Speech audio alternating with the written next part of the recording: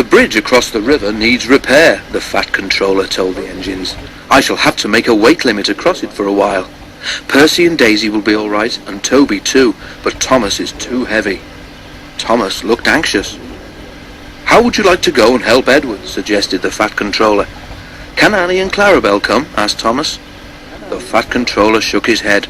"They'll be needed here, I'm afraid," he said. "Daisy can't carry all your passengers on her own." Percy promised to look after Annie and Clarabel, but they were sorry to see Thomas go.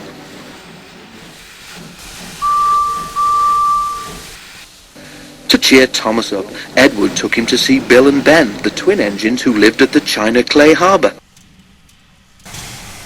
"Oh dear, not another blue engine," said Bill cheekily. "First Edward, then now—" "Don't forget Gordon," interrupted Ben.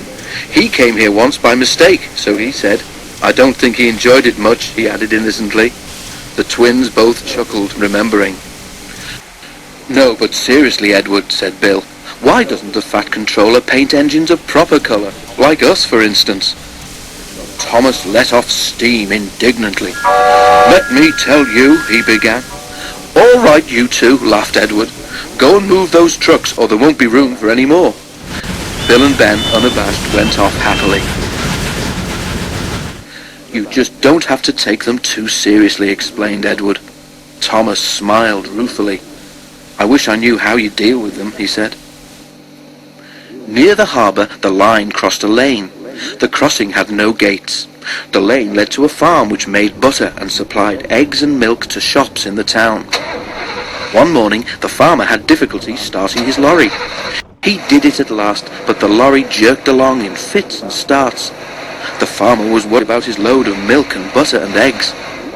"That milk will be churned to butter soon," he muttered to himself as he neared the level crossing. The lorry lurched across the rails. The back wheels were just clear when its engine made a noise like a tired sheep and stopped. The back of the lorry was still jutting out over the railway line. The farmer struggled to start it again, but it would not go. He had just got down to telephone for help when he heard a train approaching. Thomas wasn't going fast. When he saw the lorry, he set his brakes hard, but he couldn't stop. He hit the lorry with a loud crash. The force of the blow spun the lorry round. Splintered wood flew everywhere, and eggs, butter and milk were catapulted over Thomas. "Ugh!" he exclaimed and stopped.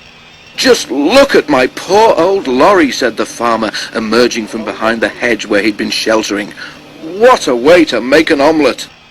The driver made sure that Thomas wasn't hurt, then stood back and surveyed the mess.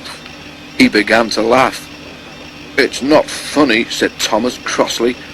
An egg yolk trickled down his nose and burst on his buffer. "You're not standing where I am," said his driver. "You look just like a scrambled egg, Thomas." "Well, if a scrambled egg feels as sticky and wet as I do, then it's very uncomfortable," said Thomas. "Please clean me." Both driver and fireman tried hard, but the heat of Thomas's boiler had cooked the eggs and they were stuck fast.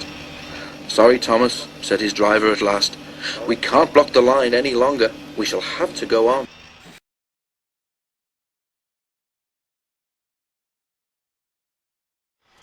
At the end of the line, Thomas was taken to Bill and Ben's yard to be cleaned. The twins were there. "Hello," said Ben. "What's this?" "Must be a new engine," said Bill. Ben inspected the arrival carefully. "No, Bill," he said, "that's not a new engine. It's Thomas." "But it's our colour, Ben, and Thomas doesn't think our colour is proper for an engine." They heard a grinding noise. "Are your joints stiff, Bill?" asked Ben. But it wasn't Bill's joints. It was Thomas, gnashing his teeth.